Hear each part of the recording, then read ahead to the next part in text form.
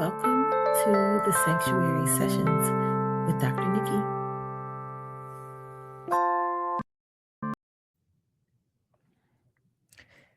Hello, hello, hello.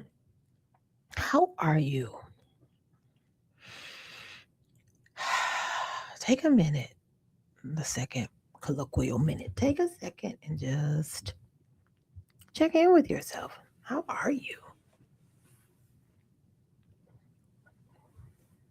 What do you need to be incrementally more present and comfortable than you are right now?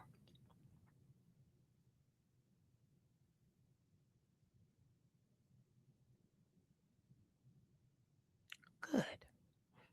I'm so happy to have you here with me. I realize that I don't think I've really introduced myself. So, and I may have, it's the ADHD. So, we're just going to chalk it up to that.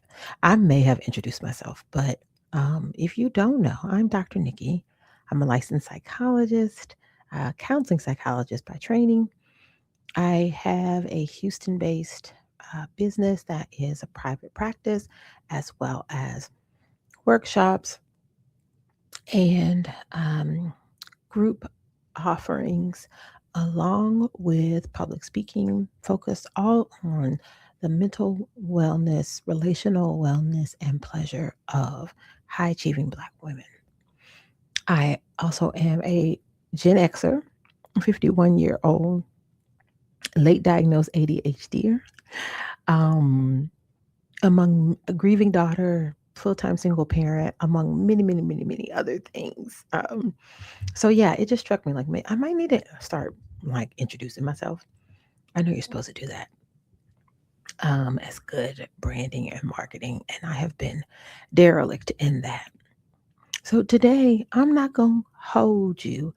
I don't know why the young people use that phrase to say they're not gonna lie. They're gonna keep it honest with you. I don't know why they say that. It messes me up because when I say I'm not gonna hold you, I really mean like I'm not gonna keep you for a long time. Is that what it is? Do they say I'm not gonna hold you because that means I'm not about to lie and bullshit you? So I'm gonna get straight at the point. I guess. It feels like a stretch to me. It feels like you're doing too much. It feels like you saying you're not gonna hold me to just get to the fact that you saying you're gonna tell me the truth. Is you actually holding me? But that's my Gen Xer brain. That's all I can say about that. We digress. Today, I want to talk some more about the shrinking and performing and masking, but I want to talk about why I think that is. I talked last time a lot about what it looks like. Um, I think I've talked some about what it feels like, some of the consequences for you last time, but I want to get more into what I think it's really about. And I think the answer might surprise you, but I have pretty savvy listeners, so maybe it won't. So, first of all, let's talk about shrinking and like what I actually think it means, right? So, some people use the term masking. I try not to use the term masking in this space because I believe masking is a term that is specifically for the neurodivergent or uh, folks that are chronically ill or mentally ill. Like I feel like it has a very specific space definition and meaning, and like um, in the ableism space. And so I really want to not use that phrase. And I do use the word shrinking, being inauthentic, performing even in ways that are different for high achieving Black women that may or may not be related to the practice of masking. So just want to sort of level set about that. The second thing is, as a counseling psychologist, I deeply believe that all behavior is rooted in function. Now, that doesn't mean that all behavior is functional, but I believe that behavior that has developed was functional at some point And when it is no longer getting you the same outcome, when it's no longer serving the same purpose, when it now actually gets in the way of you having the type of outcomes, relationships, connections, life that you want, then we have moved into dysfunction. But I believe that every behavior starts from a place of functionality. And it with that in mind, I think about shrinking as functional. That has become dysfunction. I think about shrinking as strategy, so not a personal flaw.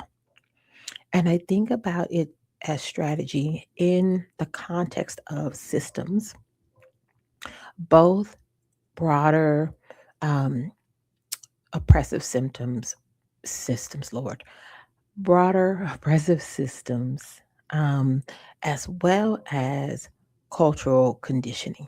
I think it happens on multiple levels. And for many, many, many, many, many, if not most, high achieving Black women, shrinking starts really, really early. It starts at an age before you're even fully developed to understand what you're doing, what you're buying into, and what consequences it may have for you in the long term.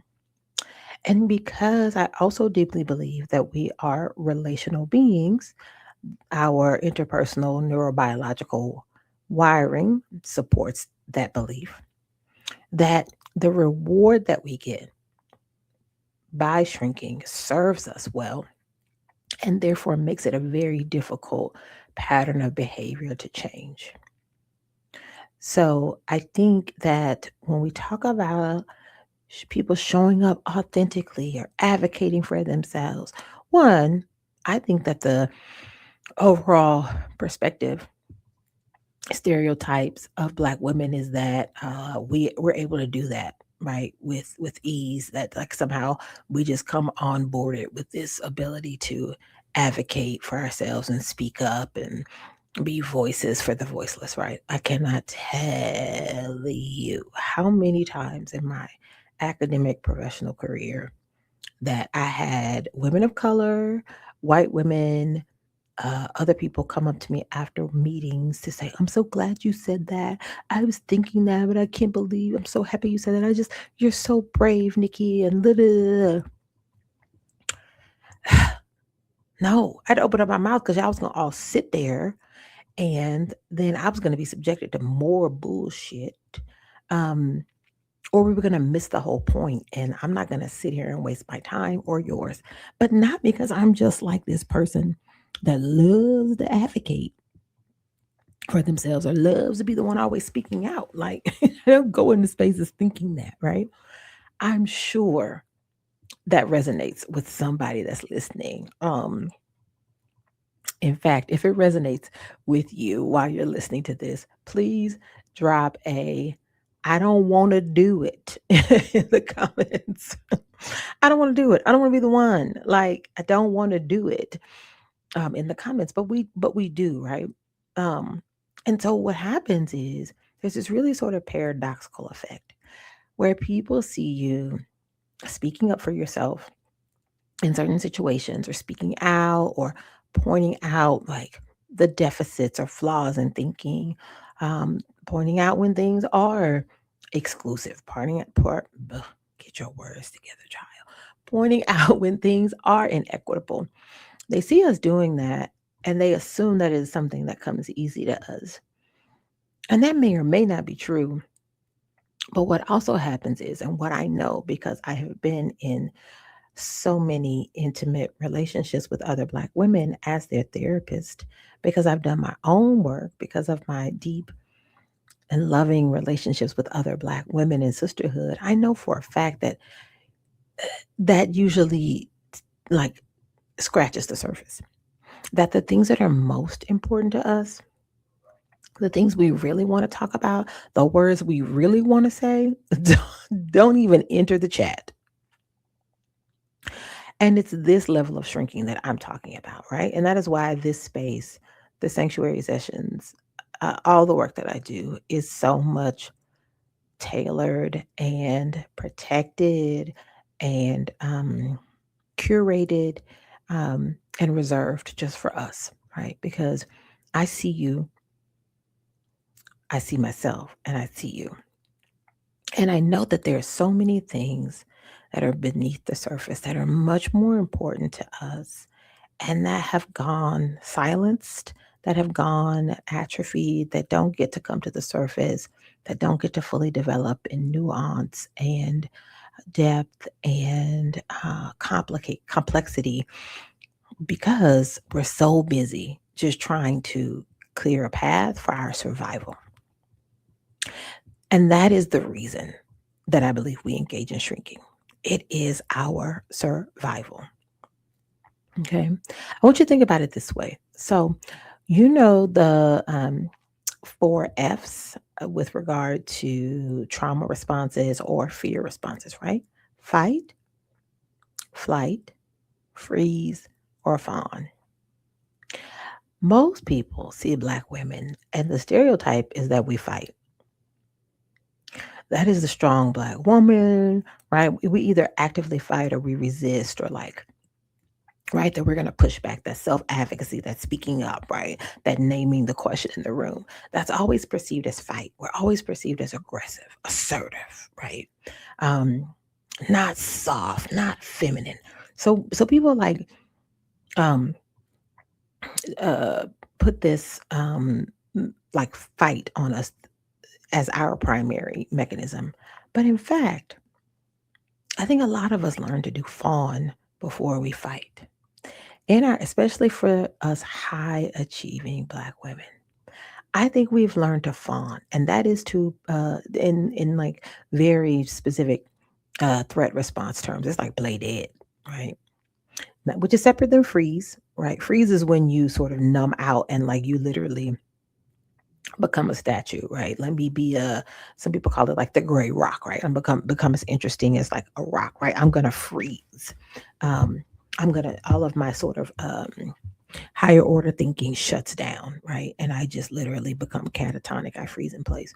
I can't think on my feet, right? I'm not present in the moment. I'm gone. So that's what freeze looks like. Fawn is I'm going to uh, make sure that I give you what you need so that you can shut up and then I can at some point get what I need. I'm going to pretend, I'm going to people please. I'm going to tell you what um, you think that I should say in this moment uh, because it's going to get you off my back, because it's going to get the focus off of me.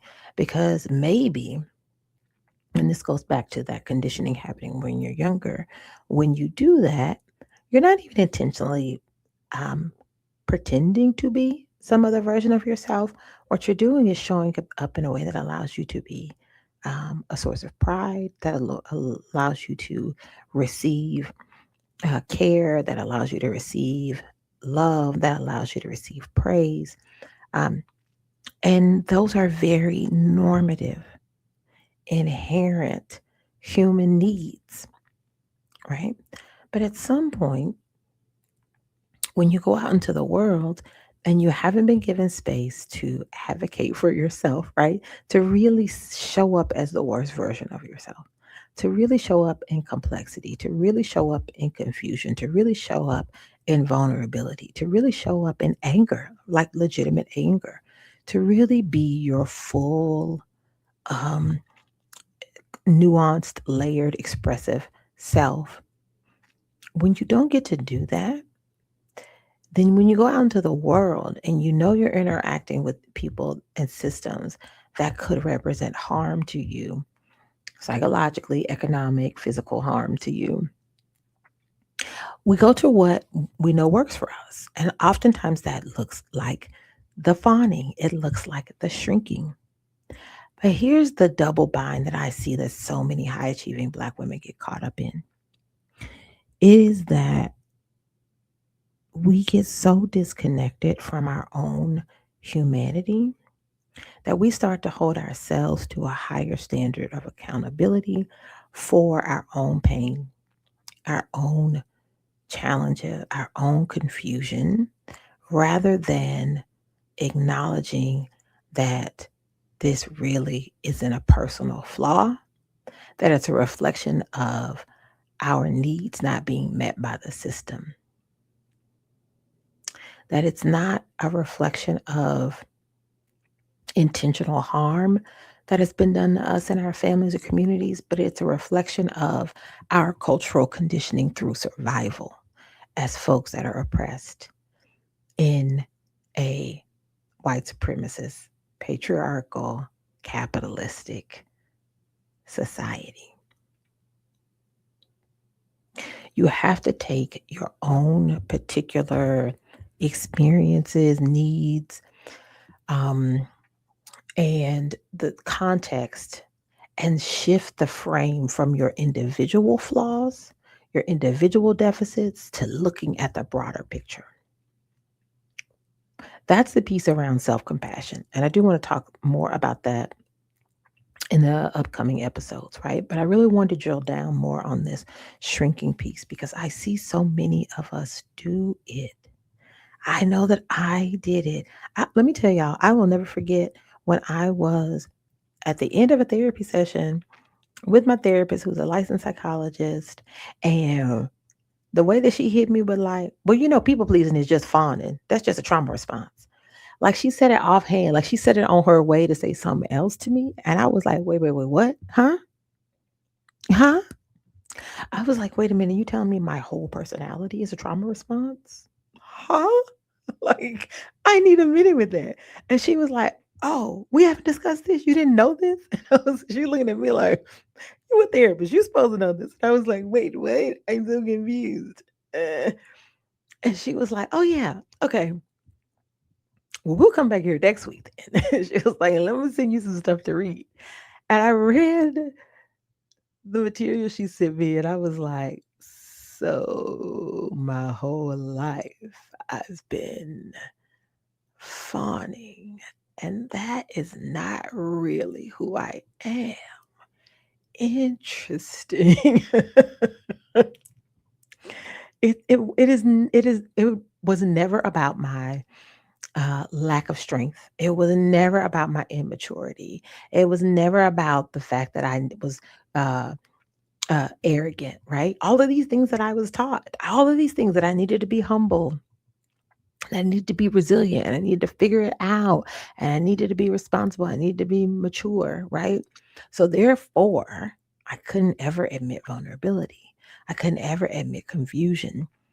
I couldn't ever admit fear. I couldn't ever admit being tired. I couldn't ever admit saying, I don't even really know if I want to do this thing because I had to be humble. I couldn't take up too much space. I had to take up enough space to be strong. I had to take up enough space to be responsible. I had to take up enough space to continue to achieve, but I couldn't take up so much space that I would lead other people to be intimidated by me, that I would lead other people to feel like I thought I was better than them. So I had to be humble. Do you know the mind fuck that is? Be proud, stand up for yourself. Don't let nobody run over you, but be humble, be respectable, mind your elders. Think about how you say, not what you say.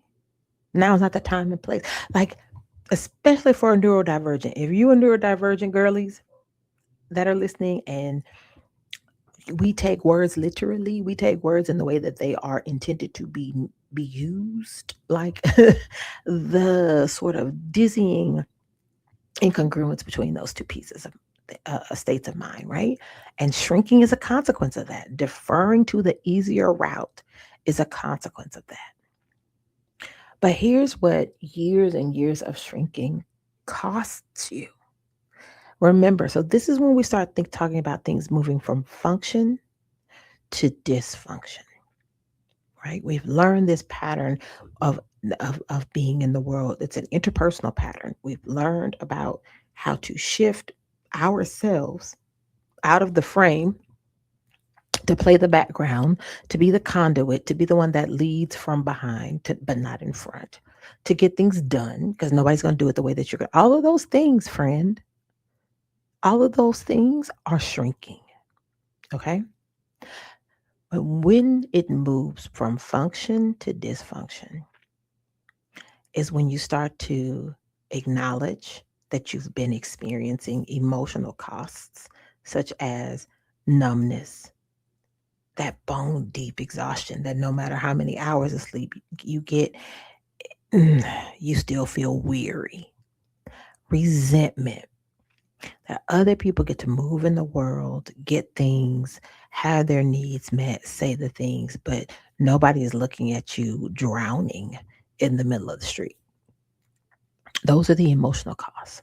Not having your psychological needs met in relationship, not understanding who you are for yourself, not giving yourself the grace to grow and change and evolve over time, to have your whole sense of self and identity plateau at some point. Those are the costs. That's when we have moved into dysfunction. When we are invisible in our relationships, where you don't get your needs met, where people are making assumptions about you and what you would like and how you want to be treated based on how you have been performing. When you show up over functioning, when you are so focused on the utility that you can provide, the tangible tasks and behaviors and outcomes that you can provide in someone's life to justify your relationship to them, over functioning. Hmm. Come on now, somebody can hear me out there. Relational costs of shrinking. Let's talk about spiritual costs. You get disconnected from your own purpose. Last week I talked a lot about you being a one of one, an inner one, the only one, for a reason. And when you engage in shrinking so much for so long, and its dysfunction shows up such that the very things that light you up, the very things that give you joy and pleasure, your own sense of inner knowing and intuition and clarity and confidence, you spending more time throughout your life doing things that make other people happy, getting the job done, paying the bills, being respectable, showing up in a way that gets you whatever than you do living in your own purpose. That's the spiritual cost of shrinking.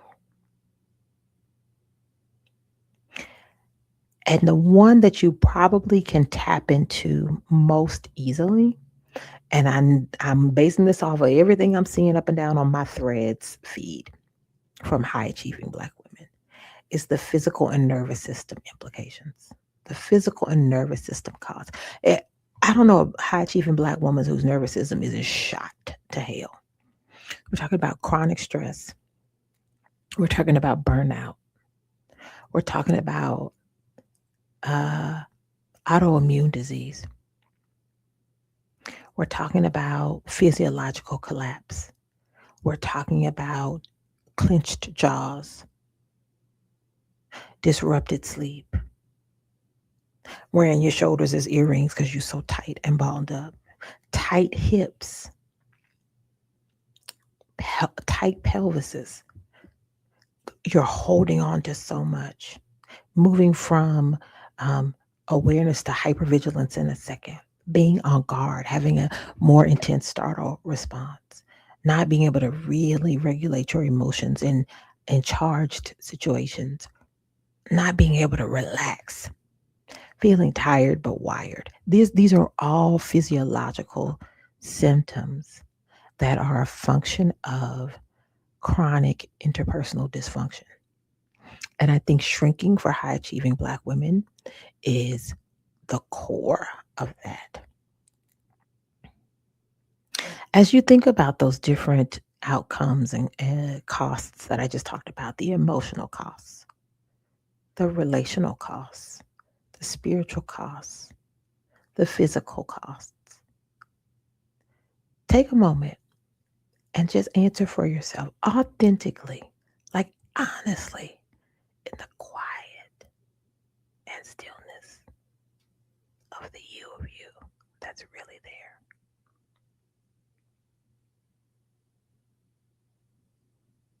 Which one is the one that you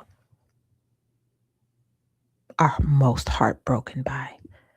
Which one is the one that causes you the most concern? Which one of those things is the motivation for you to start to do things differently for yourself? Is it the emotional cost, relational costs, spiritual costs, or physiological nervous system costs? And once you identify that, would you be so bold and so willing to share with us in the comments? Just let me know. Emotional, you can just put a little heart.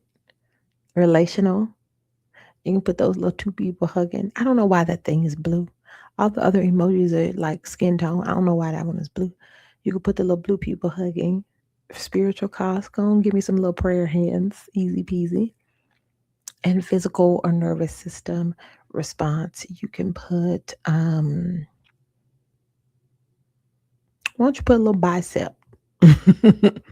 How about we do that? Just let us know. I'm very curious about what stands out to you. I can talk about shrinking um, all in all the ways because I did it for so long. I, in academia, my God, so it took so much from me. That probably needs to be a whole other episode. I really have a lot of mourning and grieving to do from being in academia because I shrank so much in that setting. I got so disconnected from who I am, what was my purpose, um, what was the real work I meant to do.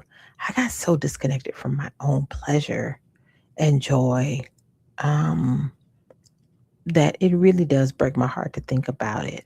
And now that I'm out of it, I've been out of it for 7 years now.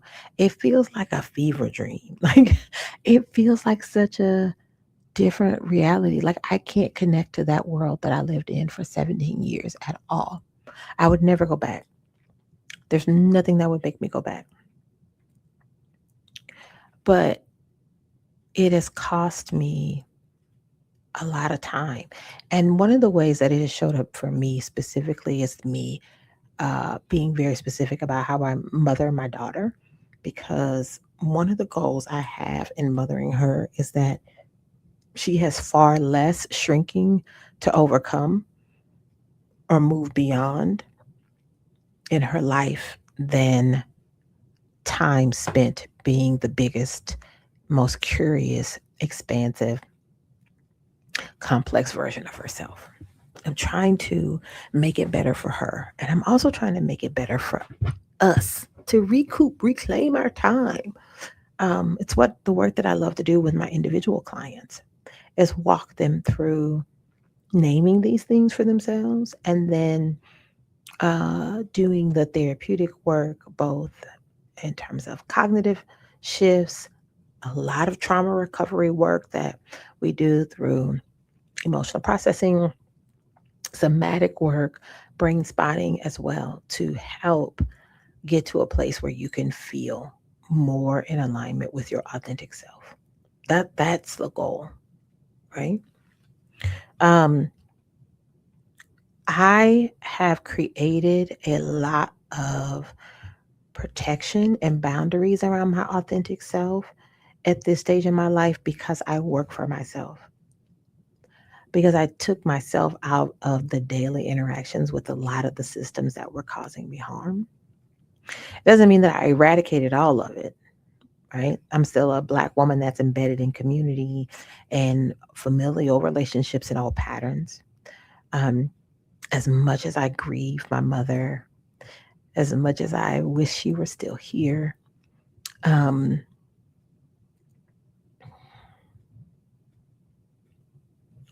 I've been able to step into a fuller version of myself in her death because Um, there's a way that I've been able to relate to myself and relate to her that is disentangled from the dynamics of mother and daughter and really just reflect me as a woman living life on our own terms. That relationship was really a source of a lot of shrinking for me. And again, paradoxically, that would have been the last thing she wanted from me. But because of those early relational dynamics, because of that sense of wanting to be rewarded and have her look at me with pride and joy, um, and for me to be seen as a success through her eyes, and me to people please, I got really disconnected from being the most unapologetic, obnoxious version of myself, right? And I want to disrupt that shrinking for you as quickly and as intensely as possible, right? I want you to think about ways that you can start to show up a little bit more for yourself day in and day out. I want you to start to think about how you can tell your nervous system that I can be safe even when I refuse to shrink. That doesn't mean you have to go loud and go to work and start cussing people out. That's not exactly, that's not at all what it means. What I'm suggesting is, even if you start to ask yourself, am I silencing myself? Or are there real consequences here if I open up my honest self? Am I doing other people's work for them? And if so, how can I fire myself from that? Can I take up a little bit more space for myself? What would it feel like if I were more transparent in this conversation? How do I think I would feel afterwards if this person that I know, love, and trust honestly held and heard what I shared with them from my authentic self? Let that include the ability for you to also get it wrong and for you to have the ability to self soothe and take care of yourself even in those instances. Let it also include rewarding yourself when you do it scared. Acknowledge the accomplishment for yourself. Don't minimize your accomplishments just because they may be intangible or seem small to someone else, but celebrate yourself. So and be thoughtful about where you choose to start to do this work, right? I don't want to threaten your economic livelihood at all. We need you. If you are holding positions of power and have a stakeholder position in institutions as a black identified black woman, we need you in those spaces. So I'm not trying to get you fired. I'm not trying to cost you your bag, sis. But what I do want you to do is think about where are the spaces in your life where you feel safe enough to start to expand, to take up more space, to suck just a little bit more oxygen out of the room. Step on their necks a little bit. How can you start to expand yourself and do so in a way that allows you to feel safe in your body? Okay. And remember that this is a practice, not a personality shift. You are who you are. It's just parts of her have been left behind. This is about you bringing all the parts of her, your all the parts of yourself to the present moment, and knowing with empowerment that you can stand fully in all of those layers. So we're not changing who you are, becoming someone else. Other people in your life who have gotten accustomed to you shrinking might say so, but guess what? That's their business. We're talking about you being the you of who you are. Okay. This is how we slowly start to create revolution. Muhahaha. That is my ultimate goal. I want Black women to get so comfortable feeling like they can be the most expansive, complex, mouthful, unapologetic, magical selves that they are, that the world has no choice but to reshape itself around us. That is my ultimate goal. I want everybody else to have to get uncomfortable and us becoming comfortable. I read a lot of like sci-fi, urban fantasy type of stuff, with like shapeshifters and fairies and all of that sort of stuff. And there's this concept of glamour that exists in that world. You might be familiar with that, like if you've gotten into any like vampire stuff, like True Blood or whatever, right? So basically, you can be perceived in this quote unquote human world while still being your real self.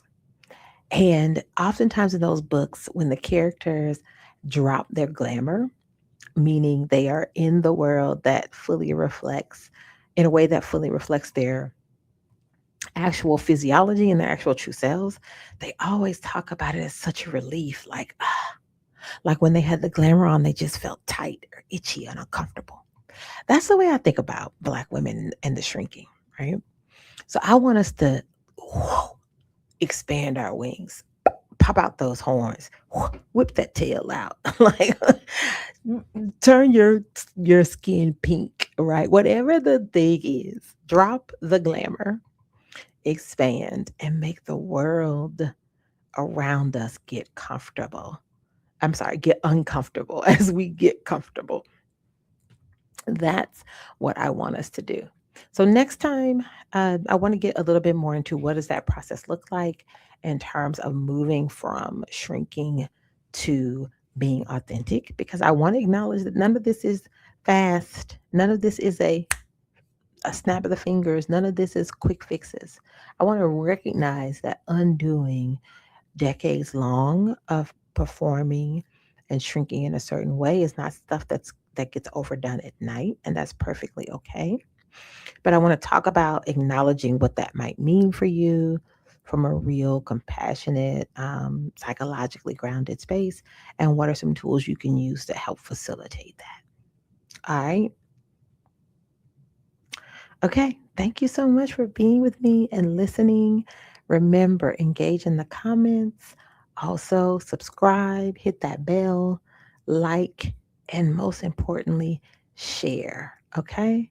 Thank you so much. Y'all have a good rest of the day, evening, wherever it is you might be listening to this.